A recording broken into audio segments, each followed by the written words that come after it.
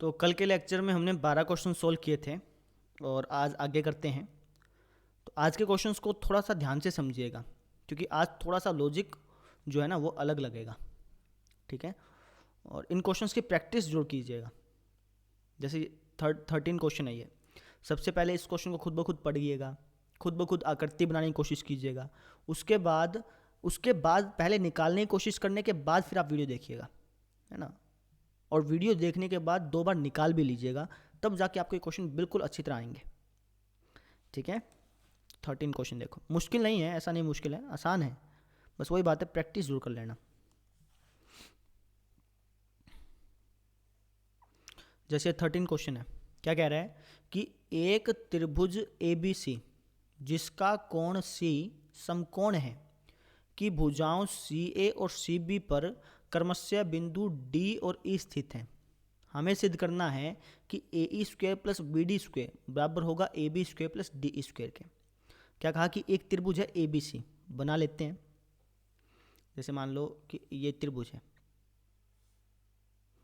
ना, इसका नाम है ABC और इसने कहा कि इसका जो कोण C है वो समकोण है। समकोण का मतलब एंगल C पर 90 का बनेगा, यानी यहाँ पर अगर 90 का एंगल है तो इसका नाम C होगा।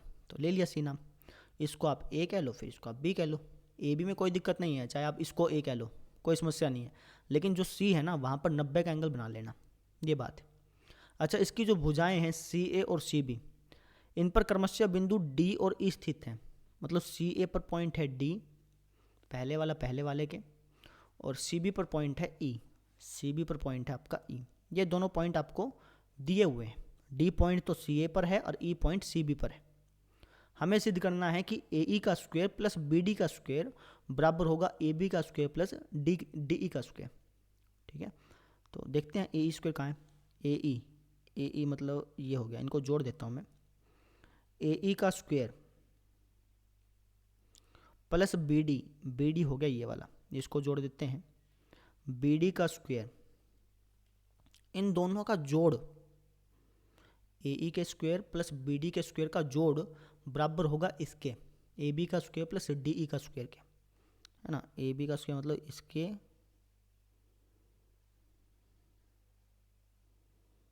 ठीक है, प्लस DE हो गया हमारे पास ये। इनका जोड़ इन दोनों साइड्स के स्क्वायर के जोड़ के बराबर होगा, ऐसा प्रूफ करना है। किस तरीके से करेंगे वो समझो। सबसे पहले आप लिख लेना दिया है आप अपने आप लिख सकते हैं, क्योंकि क्वेश्चन में जो चीज़ दे रखी है कि एक त्रिभुज ABC, ये सारी की सारी लाइन ही लिखनी होती है दिया है में, है ना। मैं आपको लिखवा देता हूँ, सिद्ध करना है। क्या सिद्ध करना है? मुझे सिद्ध करना है कि AE का स्क्वायर प्लस BD का स्क्वायर बराबर होगा AB का स्क्वायर प्लस DE का स्क्वायर के।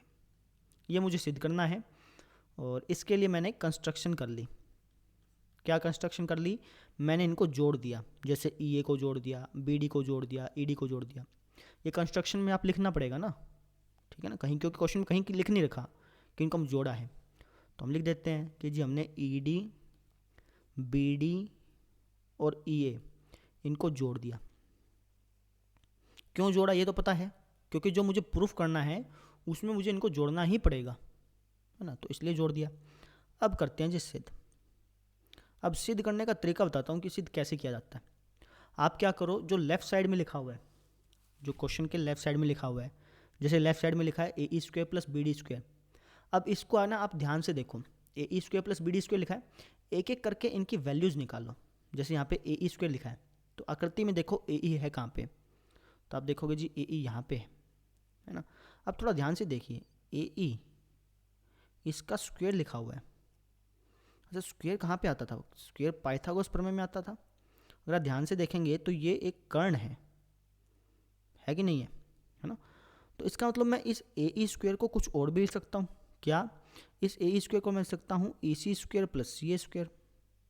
इस ट्रायंगल के हिसाब से चले हैं तो AE स्क्वायर को EC square plus CA square लिख सकता हूँ। ऐसे फिर आप BD स्क्वायर को देख लीजिएगा। भाई BD स्क्वायर को क्या लिख सकते हैं, है ना। कहने का मतलब ये है कि आप AE स्क्वायर की वैल्यू निकाल लो और BD स्क्वायर की वैल्यू निकाल लो और इनको जोड़ दो। इनको जोड़ने के बाद ऐसा ऐसा मिलना चाहिए, है ना। इनको जब जोड़ोगे तो कुछ और वैल्यू आएगी, फिर उसको थोड़ा सा मॉडिफाई करते जाओ करते जाओ करते जाओ, कब तक? तब तक वो राइट साइड जैसा ना बन जाए। क्या तरीका बताया? लेफ्ट साइड को ध्यान से देखो, उसमें प्रत्येक की वैल्यू निकाल लो। जैसे ए ई स्क्वायर लिखा तो इसकी वैल्यू निकाल ली, बी डी स्क्वायर लिखा तो इसकी वैल्यू निकाल ली।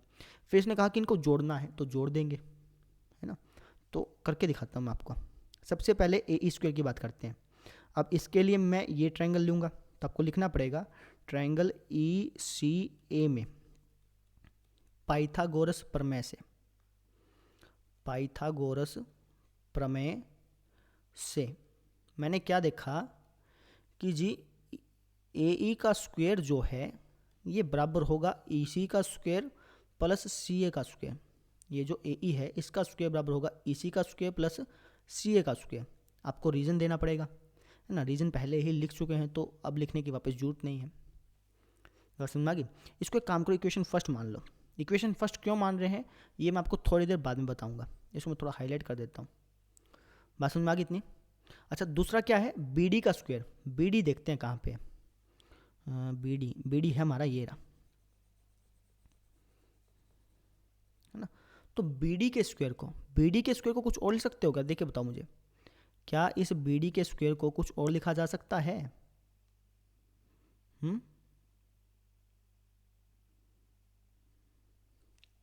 सोचो भाई, सोच लिया? इस बी डी के स्क्वायर को आप लिख सकते हैं बी सी का स्क्वायर प्लस सी डी का स्क्वायर। क्यों? क्योंकि यहाँ पर भी पाइथागोरस लगाई जा सकती है।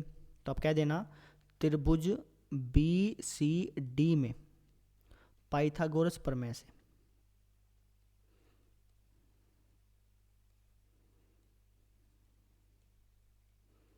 हमने क्या देखा कि जी हम बी डी के स्क्वायर को लिख सकते हैं बी सी का स्क्वायर प्लस सी डी का स्क्वायर।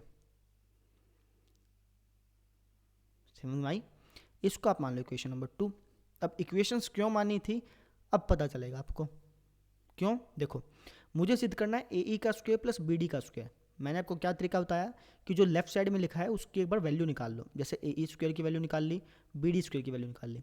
अब इसने कहा है कि इनको जोड़ना है। अब इनको जोड़ देते हैं, इसलिए मैंने समीकरण 1 और 2 लिखा, ताकि अब मैं लिख सकूँ कि समीकरण 1 व 2 को जोड़ने पर। क्यों जोड़ रहे हैं इसका रीज़न पता चल गया। समीकरण 1 और 2 को जोड़ने पर क्यों जोड़ा भाई? क्योंकि जो हमें सिद्ध करना है उसमें कहा गया है कि इनको जोड़ा जाना चाहिए, तो इसलिए मैं इनकी वैल्यूज़ को जोड़ रहा हूँ। तो पहले आप इतना नोट कर लो, उसके बाद आगे देखना। कर लिया?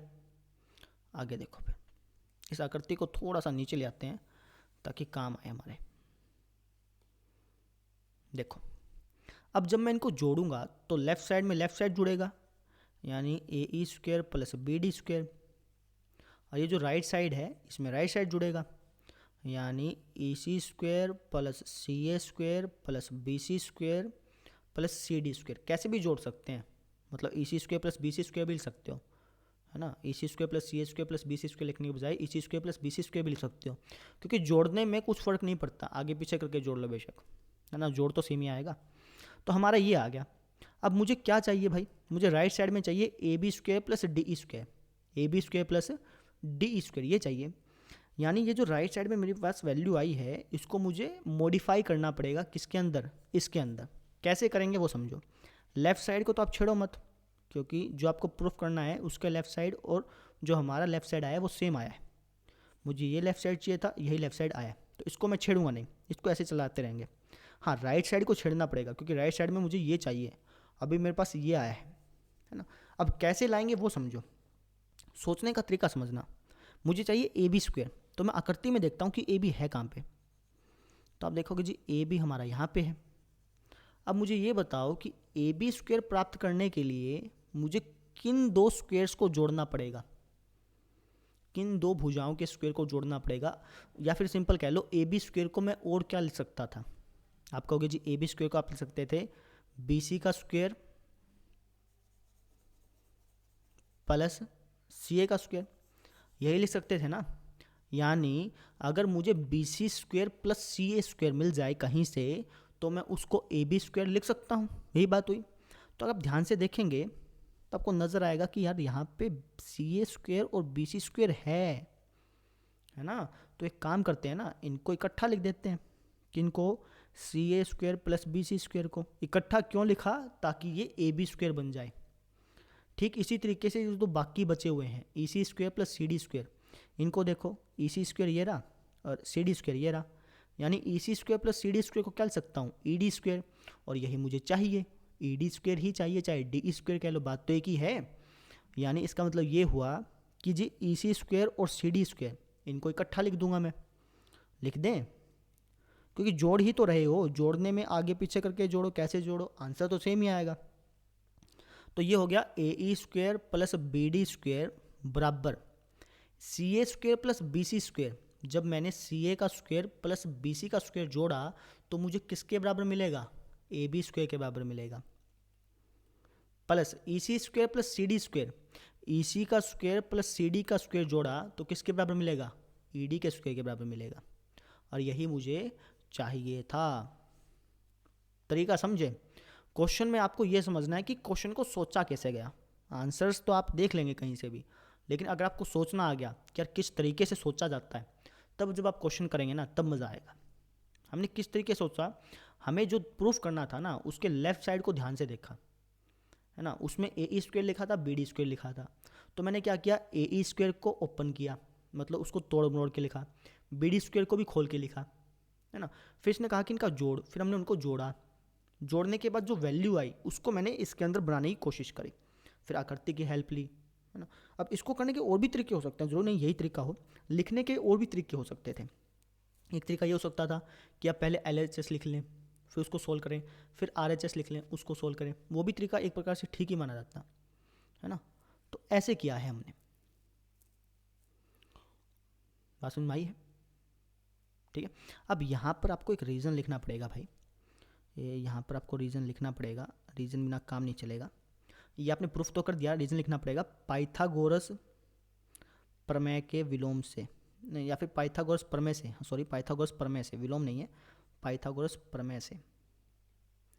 क्योंकि विलोम के अंदर तो 90 डिग्री प्रूफ करना होता है, 90 डिग्री दे रखा है, हमने तो यहाँ पे पाइथागोरस थ्योरम लगाई है।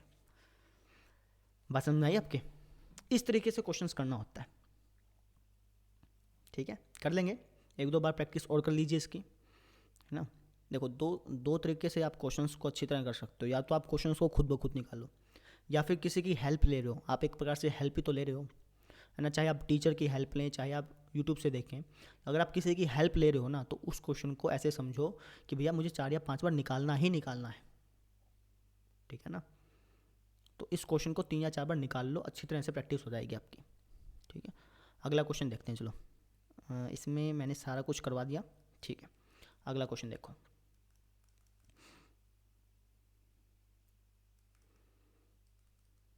अच्छा, एक बात मैं बता देता हूँ, कईयों के डाउट रह जाता है कि जी यहाँ पे तो डी ई लिखा है, यहाँ पे ई डी लिखा है, तो इसमें कोई दिक्कत तो नहीं? नहीं, दिक्कत कोई नहीं है, चाहो तो इसको डी ई लिख सकते हो, मैंने ई डी लिख दिया, कोई बात नहीं है इसमें। ठीक है, अब देखो जी अगला क्वेश्चन नंबर 14, ये भी बिल्कुल सेम है।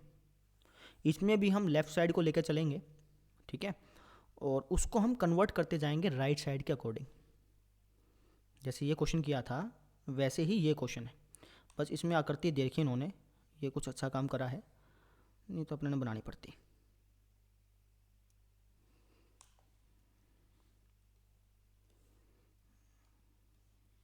पढ़ लो इतने, इसको मैं थोड़ा सा सेट करता हूँ। देखो, अच्छा इसको पढ़ लेना भाई वीडियो पॉज करके। क्या रखा है कि किसी त्रिभुज ए बी सी के शीर्ष ए से बी सी पर ढाला गया लंब बी सी को बिंदु डी पर इस प्रकार प्रतिच्छेद करता है कि डी बी बराबर है 3 सी डी के। मतलब क्या है कि यार एक त्रिभुज है ए बी सी, उसमें हमने एक शीर्ष ले लिया ए और उससे बी सी पर लंब ढाल दिया, और इस लंब का नाम है ए डी। लंब मतलब यहाँ भी 90 का एंगल बनेगा और यहाँ भी 90 का एंगल बनेगा। बात समझ में आई? ठीक है, और हमें सिद्ध करना है कि 2ab स्क्वेयर बराबर है 2ac square plus bc square के। अच्छा, उससे पहले ना इन्होंने दिया कि जो db है वो 3 cd के बराबर है। db मतलब ये जो लेंथ है db की, ये इस cd लेंथ की 3 गुनी है, ऐसे समझो। db जो है वो cd के 3 गुने के बराबर है। मतलब अगर cd x हुआ तो db कितना हो जाएगा? 3x हो जाएगा, ये बात है। बस समझ आई, डी बी सी डी का 3 गुना है, तो अगर सी डी एक्स हुआ तो डी बी कितना हो जाएगा, 3 गुना हो जाएगा, 3x हो जाएगा। हमें प्रूफ करना है 2ab² बराबर 2ac² प्लस bc² के, है ना। तो इसको हम बाद में देखेंगे, सबसे पहले मैं आपको प्रॉपरली लिख के दिखा देता हूँ। दिया है आप अपने आप लिख सकते हैं, यहीं पूरी लाइन ही लिखनी होती है, यहाँ से लेकर यहाँ तक लिख लेंगे अपने आप। मैं आपको लिखवा रहा हूँ, सिद्ध करना है। ये भी क्वेश्चन जो है ना बिल्कुल पिछले क्वेश्चन जैसा है, कोई भी अंतर नहीं है, वैसा ही इसके साथ स्टेप यूज़ करने हैं, ठीक है। हमें सिद्ध करना है 2ab² बराबर 2ac² प्लस bc²। और अब हम करते हैं जी सिद्ध। तो मैंने यहाँ पे पहला काम क्या किया कि यार इसको x मान लिया, तो ये 3x हो गया। तो इसको लिख लेते हैं, माना सी डी बराबर x, डी बी बराबर क्या हो गया 3x, है ना। अब कहेंगे जी बिना x माने काम हो जाता बिना x माने भी, लेकिन वो तो वही बात है, थोड़ी मुश्किल आती, इसलिए मैंने कर लिया। अच्छा, रीज़न ज़रूर दे देना कि ये डी बी 3x क्यों हुआ, क्योंकि क्वेश्चन में हमें डी बी बराबर 3 सी डी दिया था, इसलिए हुआ, ठीक है ना। अगर सी डी एक्स है तो डी बी 3 गुना एक्स 3x हो जाएगा ना, इसलिए। अच्छा, अब मुझे क्या प्रूफ करना है, मुझे प्रूफ करना है 2ab²। अब आकृति में देखते हैं, 2ab² बराबर करना है इसके, तो ab², ए बी यहाँ पे है हमारा, है ना। तो जैसे हमने पिछले क्वेश्चन में किया था, लेफ्ट साइड को ध्यान से देखा था, वैसे हम इसमें करेंगे। हमें यहाँ पे 2ab² दे रखा है, तो 2 को एक बार भूल जाओ, बाद में लगा लेंगे। ab² की तरफ ध्यान दो। अब मुझे ये बताओ कि क्या मैं इस ab² को कुछ और लिख सकता हूँ क्या, सोच के बताओ। लिख सकते हैं क्या, हम लिख सकते हैं त्रिभुज ए डी बी में पाइथागोरस प्रमेय से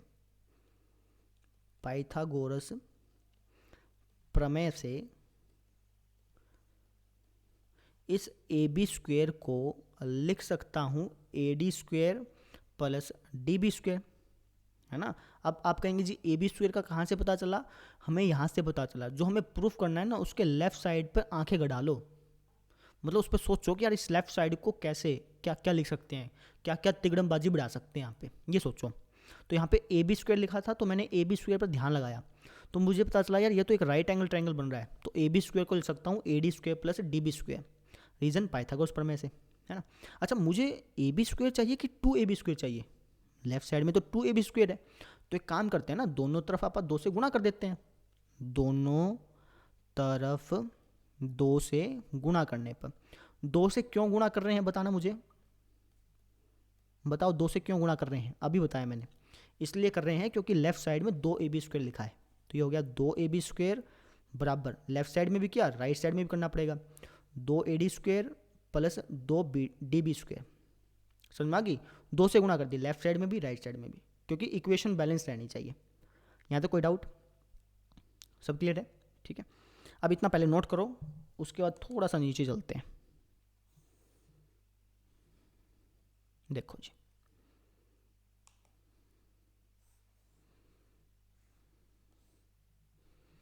देखो अब 2ab² बराबर आ गया 2ad² प्लस 2db² के। अच्छा, एक काम करते हैं ना, 2ab² बराबर लिख देता हूँ 2ad² का, तो ad² लिख दिया, इसको तो बाद में तंग करेंगे। 2db हमारे पास क्या है, db है हमारे पास 3x, है ना, तो इसकी वैल्यू डाल देते हैं। तो जब आप 3x का स्क्वायर करेंगे तो 3 का स्क्वायर हो जाएगा 9 और x का स्क्वायर हो जाएगा x²। समझ में आई, 3x का जब आप स्क्वायर करेंगे तो 3 का स्क्वायर 9 और x का स्क्वायर x² हो गया, यानी मैंने db की वैल्यू रख दी और db की वैल्यू रखने के बाद ये आ गया, है ना। कई सोचते हैं यार यहाँ पे भी स्क्वायर है, यहाँ पे भी स्क्वायर है, यानी आपने स्क्वायर नहीं किया, स्क्वायर कर दिया भाई मेरे। db जो है वो 3x है, तो जब आप 3x का स्क्वायर करेंगे तो 3 का स्क्वायर तो हो गया। अच्छा, x का स्क्वायर करना है ना, तो x का स्क्वायर लिखना पड़ेगा, स्क्वायर दोनों के ऊपर है, कहने का मतलब ये है, ठीक है। तो ये हो गया जी हमारा 2ab² बराबर 2ad² प्लस 18x², ठीक है। अच्छा, और इसके ज़्यादा नहीं कर पाऊंगा, है ना। अब मैं देखता हूँ राइट साइड में मुझे क्या चाहिए, मुझे चाहिए 2ac² प्लस bc², और मुझे क्या मिल रहा है 2ad² प्लस 18x²। चाहिए क्या, 2ac² प्लस bc² मिल के आ रहा है 2ad² प्लस 18x², यानी मुझे इस राइट साइड को चेंज करना होगा किसके अकॉर्डिंग, इसके अकॉर्डिंग, है ना। मुझे मतलब ad² को ac² बनाना है, आकृति में देखते हैं, ए डी स्क्वेयर को मुझे ए सी स्क्वेयर की टर्म्स में लिखना है। खुद सोचो कि कैसे लिख सकता हूँ। पाइथागोरस थ्योरम लगा सकते हैं ना यहाँ पे। अगर मैं पाइथागोरस थ्योरम लगाऊंगा तो इस ए डी स्क्वेयर को क्या लिख सकता हूँ, इसको लिख सकता हूँ मैं A C square minus C D square. क्यों? क्योंकि देखो ए सी स्क्वेयर प्लस अगर आप एक्स स्क्वेयर कर दें, कर्ण सॉरी ए सी स्क्वेयर नहीं, सॉरी माई मिस्टेक, अगर आप ए सी स्क्वेयर निकाल लें पाइथागोरस थ्योरम से तो ए सी स्क्वेयर किसके बराबर आएगा, यह आएगा एक्स स्क्वेयर प्लस ए डी स्क्वेयर के। यही बात है ना। और अगर मैं आपसे कह दूं यार मुझे तो ए डी स्क्वेयर की वैल्यू चाहिए, तो एक्स स्क्वेयर को आप इस तरफ ले आओ, यानी ए C square minus X square बराबर क्या आ गया, ए डी स्क्वेयर। मतलब मैं इस ए डी स्क्वेयर को क्या लिख सकता हूँ, ए C square minus X square लिख देते हैं। 2ab स्क्वेयर बराबर हो गया 2। इस ए डी स्क्वेयर को मैंने लिख दिया A C square minus X square. A D square को क्या लिख दिया, A C square minus X square plus में 18x स्क्वेयर। रीज़न लिख सकते हैं आप, क्या रीज़न है, क्योंकि जी ए सी स्क्वेयर बराबर है एक्स स्क्वेयर प्लस ए डी स्क्वेयर के, या फिर पाइथागोरस प्रमेय से, ऐसे कह लो बेशक। बात समझ में आ गई यहाँ पे। अब इसको सोल्व कर लो, ये हो जाएगा 2ab स्क्वेयर बराबर 2ac स्क्वेयर और 2x स्क्वेयर, 2 की इन दोनों से गुणा हो गई प्लस में 18x स्क्वेयर। यहाँ तो बात समझ में आ गई। हमने किया क्या है, वापस समझो, लेफ्ट साइड को लिया, ए बी स्क्वेयर था, फिर ए बी स्क्वेयर को मैंने तोड़ा मरोड़ा, है ना। फिर इसने कहा कि यार 2ab स्क्वेयर है यहाँ पे, तो दोनों तरफ 2 से गुणा की और सिंप्लीफाई करते गए यहाँ तक पहुँचे। फिर ये A D square plus 18x square आ गया, लेकिन जो मुझे चाहिए उसमें ए सी स्क्वेयर चाहिए, तो मैंने ए डी को ए सी की टर्म्स में लिखा, ये बन गया। अब इसको और सॉल्व कर लेते हैं। 2ab स्क्वेयर बराबर आ गया 2ac square plus 16x square, 18 में से 2 गया 16x स्क्वेयर आ गया। यहाँ तक बात क्लियर होगी ना। ये बार आप अपनी कॉपी में देख लो ऊपर से नीचे तक हमने क्या क्या किया, है ना, ताकि अच्छी तरह समझ में आ जाए। बात समझ में आ गई। अच्छा अब देखो, मुझे 2ab स्क्वेयर चाहिए था, यहाँ पे देखो 2ab स्क्वेयर चाहिए था और 2ab स्क्वेयर मिल गया, बहुत अच्छी बात। मुझे 2ac स्क्वेयर चाहिए था, मुझे 2ac स्क्वेयर भी मिल गया, बहुत अच्छी बात, बहुत बहुत बहुत बहुत अच्छी बात। मुझे bc स्क्वेयर चाहिए था और मुझे क्या मिला है, 16x स्क्वेयर, यानी मुझे इस 16x स्क्वेयर को bc स्क्वेयर के अंदर चेंज करना पड़ेगा। थोड़ा सा दिमाग लगाओ यार, ये जो bc है, ये bc की लेंथ कितनी है टोटल, 4x है, यानी bc की लेंथ 4x है। ध्यान से समझना, bc स्क्वेयर की लेंथ कितनी होगी, 16x स्क्वेयर होगी। मतलब 16x स्क्वेयर को मैं bc स्क्वेयर लिख सकता हूँ, नहीं लिख सकता, लिख सकते हैं, तो यहाँ पे लिख देते हैं। हम क्या कर देंगे, 2ab स्क्वेयर को नहीं छेड़ेंगे क्योंकि चाहिए मुझे, 2ac स्क्वेयर को नहीं छेड़ेंगे क्योंकि ये भी चाहिए मुझे, हाँ 16x स्क्वेयर नहीं चाहिए मुझे, इसका bc स्क्वेयर चाहिए, तो bc स्क्वेयर लिख दो। क्यों? क्योंकि bc की लेंथ 4x है और bc की लेंथ 4x है, तो bc स्क्वेयर 16x स्क्वेयर होगा। इसका मतलब 16x स्क्वेयर की जगह क्या लिख सकता हूँ, bc स्क्वेयर लिख सकता हूँ। रीज़न लिख देना कि जी bc जो है ना वो 4x था, bc की लेंथ 4x है, जिसकी वजह से मैंने 16x स्क्वेयर को bc का स्क्वेयर लिखा है। समझ में आ गई। और यही मुझे प्रूफ करना था। तो इस तरीके से क्वेश्चन को सोल्व किया जाता है। आपको थोड़ा सा लेंथी लगा होगा क्योंकि पहली बार है ना। जब मैं पहली बार खुद 10th के बाद में 12th के बाद जब मैं पहली बार पढ़ाने लगा था ना, पहली बार, तो तब मुझे ये क्वेश्चन वापस से निकालने पड़े थे, क्योंकि भाई पहली बार होता है ना, तो आपको पता नहीं चला था अच्छी तरह से, है ना। तो अभी आपने ये पहली बार देख लिया, अब इसकी 2 या 3 बार प्रैक्टिस करो बिल्कुल जम के, ठीक है। उसके बाद आपको क्वेश्चंस आ जाएंगे। अच्छा, इसका एक तरीका और बताता हूँ आपको, सोचने का एक तरीका और बता देता हूँ, इससे आप सोच सकते हैं कि क्वेश्चन को कैसे सोल्व करना है। अब आप क्या कर सकते थे, ये क्वेश्चन यहीं पे ख़त्म हो चुका है, मैं पहले बता देता हूँ, इतना ही क्वेश्चन है। यहाँ पर मैं एक दूसरा तरीका बता रहा हूँ सोचने के लिए, कि अगर आपको क्वेश्चन को सोचना हो तो आप कैसे सोच सकते हैं। अब यहाँ पे 2ab स्क्वेयर लिखा है ना, अब आप एक काम करो, यहाँ पर वैल्यू रख दो, ध्यान से समझना, 2ab स्क्वेयर है ना। अब आप देखो ab स्क्वेयर को क्या लिख सकते हो, ad स्क्वेयर प्लस 3x का स्क्वेयर, यानी इसको लिख सकते हैं ad square plus 9x square, 3x का होल स्क्वेयर करें 9x स्क्वेयर आ जाएगा, बराबर यहाँ पर भी आप वैल्यू रख दो, 2ac स्क्वेयर की वैल्यू रख दो, bc स्क्वेयर की वैल्यू रख दो, है ना। और जब आप इनको सोल्व करेंगे तो यहाँ पे बराबर आएगा। यानी एक तरीका और हो सकता है, आप इस लेफ्ट साइड को सोल्व करने लग जाओ, उसकी वैल्यू निकाल लो, राइट साइड को सोल्व करने लग जाओ, उसकी वैल्यू निकाल लो, फिर लास्ट में लिख दो LHS बराबर RHS। उस तरीके से भी कर सकते हो, बट दिक्कत यह है कि यार बोर्ड एग्ज़ाम है, तो जो टीचर्स होते हैं, जो गवर्नमेंट टीचर्स होते हैं यहाँ पे तो चेक करने वाले, जो टीचर्स होते हैं वो इस मेथड को ज़्यादा सही नहीं मानते। क्यों? क्योंकि अगर आप इस मेथड से करते हैं तो आप इसमें प्रॉपर रीज़न देते हैं, ADB में पाइथागोरस प्रमेय से दोनों तरफ 2 से गुणा करने पर। लेकिन इस तरीके से LHS और RHS को बराबर करोगे ना, तो फिर वहाँ पर आप प्रॉपर रीज़न नहीं दे पाओगे, जगह का इशू होता है ना। तो इसलिए वो मेथड ज़्यादा यूज़फुल नहीं माना जाता। हाँ, सोचने के लिए आप कर सकते हो कि हाँ एक काम कर सकते हैं कि हम इसमें ये कर सकते हैं, ये कर लें, ठीक है, वो आपकी मर्ज़ी है, लेकिन तरीका एक ही रख लो। हमने यहाँ पर कौन सा तरीका यूज़ किया, हमने लेफ़्ट साइड को लिया, लेफ़्ट साइड को मॉडिफाई करते गए करते गए करते गए करते गए, कब तक? जब तक वो राइट साइड के बराबर नहीं हो गया, ठीक है। तो इस तरीके से हमने ये क्वेश्चन सोल्व किया है। तो आज के लिए सिर्फ इतना ही कराएंगे। आज मेरा गला दुख गया, 2-3 बार वीडियो बनाई है मैंने, एक ही वीडियो, ठीक है ना। टाइम अपना 26 मिनट हो गए, बहुत है, ठीक है। तो आज के लिए सिर्फ इतना करते हैं। ये 2 क्वेश्चंस की आप प्रैक्टिस कर लेना, ये दोनों क्वेश्चंस इंपॉर्टेंट हैं। ये जितने भी क्वेश्चन बच गए ना, 2 और 3 अगले क्वेश्चन जो बचे हैं, ये 500 के 500 क्वेश्चन बहुत इंपॉर्टेंट है, प्रैक्टिस ज़रूर कर लेना, ठीक है। तो कल मिलते हैं भाई, थैंक यू।